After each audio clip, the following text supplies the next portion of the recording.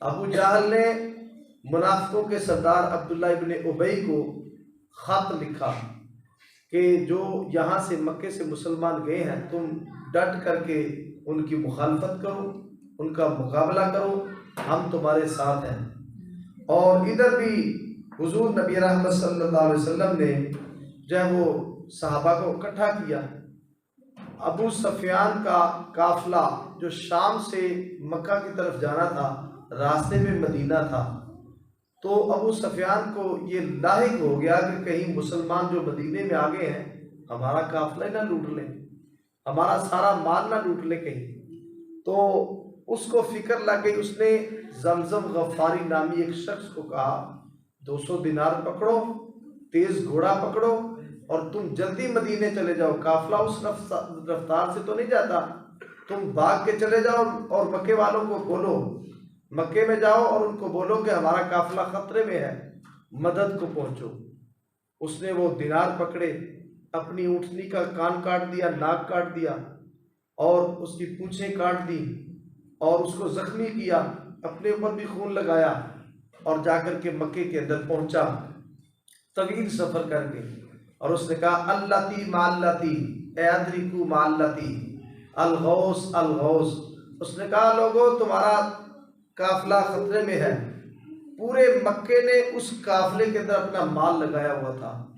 تو جب زمزم غفاری وہاں پہنچا، اس نے جا کر کے کہا کہ تمہارا مال خطرے میں ہے، تو ابو جہل نے سارے قریش مکہ کو، سرداروں کو اکٹھا کیا کہ اب ہم جائیں گے اور وہاں جا کر کے ہم مسلمانوں کا مقابلہ کریں گے اور جتنے وہ ہیں سب کو ہم ختم کر کے آئیں گے، استغفر اللہ معاذ اللہ۔ یہ اس نے پلاننگ بنا لی۔ ادھر حضور نبی رحمت صلی اللہ علیہ وسلم لوگوں کو اکٹھا کر رہے ہیں، صحابہ کو، پورے صحابہ کو اکٹھا کر کے فرمایا اشیرو علیہ ایھا الناس، صحابہ مجھے مشورہ دو، اب کیا کیا جائے۔ وہ ادھر تیار ہو رہے ہیں، 1000 کی تعداد صرف جنگجو کی ہے، سردار قریش الگ پہ ہیں، ناچنے والی گانے والی الگ پہ ہیں، ان کے ساز و سامان ہتھیار الگ ہیں، ادھر تو پورا ساز و سامان بھی نہیں ہے۔ 313 کی تعداد میں سارے صحابہ تھے، ان میں سے بھی 8 کو مکے میں حضور مدینہ شریف میں چھوڑ آئے، جن میں حضرت سیدنا عثمان غنی رضی اللہ تعالیٰ عنہ کی زوجہ بیمار تھیں، ان کو وہاں چھوڑ آئے۔ تو یہ 313 کی تعداد ان کو اکٹھا کیا تو فرمایا اشیروا علیہ ایھا الناس، لوگوں مجھے مشورہ دو۔ تو حضرت ابو بکر، حضرت عمر فاروق رضی اللہ تعالیٰ عنہ کھڑے ہو گئے۔ حضور نبی رحمت صلی اللہ علیہ وسلم نے فرمایا اشیروا علیہ ایھا الناس، کہ مجھے مشورہ دو۔ ابو بکر و عمر نے عرض کی اے ہادی دوراں، ہمارے مال و جان اولاد سب کچھ آپ پر قربان، غلامان محمد جان دینے سے نہیں ڈرتے، یہ سر کٹ جائے یا رہ جائے کچھ پرواہ نہیں کرتے۔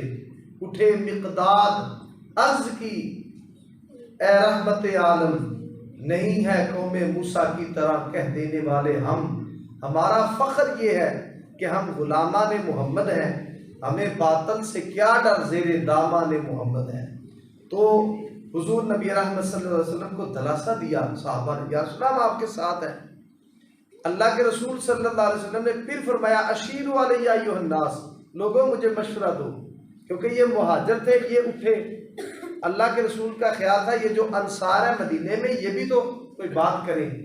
تو حضرت سعد ان میں سے بڑے تھے، حضرت سعد کھڑے ہوئے، ادب سے عرض کی انصار ہیں ہم یا رسول اللہ، غلامان شہ ابرار ہیں ہم یا رسول اللہ، نبی کا حکم ہو تو پھانس جائیں ہم سمندر میں اور جہاں کو محو کر دے نعرہ اللہ اکبر سے، یہ تیغ و تیر کیا چیز ہے، نیزوں سے لڑ جائیں، سنانے نیزہ بن کے سینہ باطل میں گڑ جائیں۔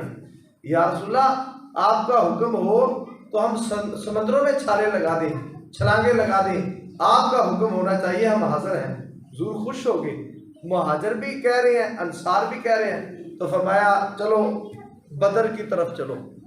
ادھر سے وہ آ رہے ہیں، ابو جہل سارے سرداروں کو اکٹھا کر رہے ہیں۔ امیہ بن خلف جو پہلے حضرت بلال حبشی کا سردار تھا، اس نے کہا جی میں تو بیمار ہوں اور بڑا میرا جسم موٹا ہے، میں اتنا چل بھی نہیں سکتا، اتنا سفر بھی نہیں کر سکتا، تو لہٰذا آپ مجھے مکے میں رہنے دیں۔ ابو جہل نے کہا کہ تم سردار ہو، اگر تم پیچھے رہے تو دوسرے سردار پہ کہیں گے ہمارا بھی عذر ہے، لہٰذا اس چوک تک تو جاؤ ہمارے ساتھ۔ تو وہ اس چوک تک جا کے اس نے کہا کہ میں بیمار ہوں، میں اتنا دوڑ نہیں سکتا، لڑ نہیں سکتا، اب قافلہ تو چل پڑا، مجھے اجازت۔ اس نے کہا پھر اگلے چوک تک تو جائیں، کیونکہ اگر تم سردار ہو، تم پلٹ گئے تو لوگوں کہنا ہے سردار پلٹ گیا تو باقی ہم بھی پیچھے جا رہے ہیں۔ تو ابو جہل ان سب کو اکٹھا کر کے پورے قافلے کو، لاؤ لشکر کو تیار کر کے میدان بدر کی طرف رواں دواں تھا۔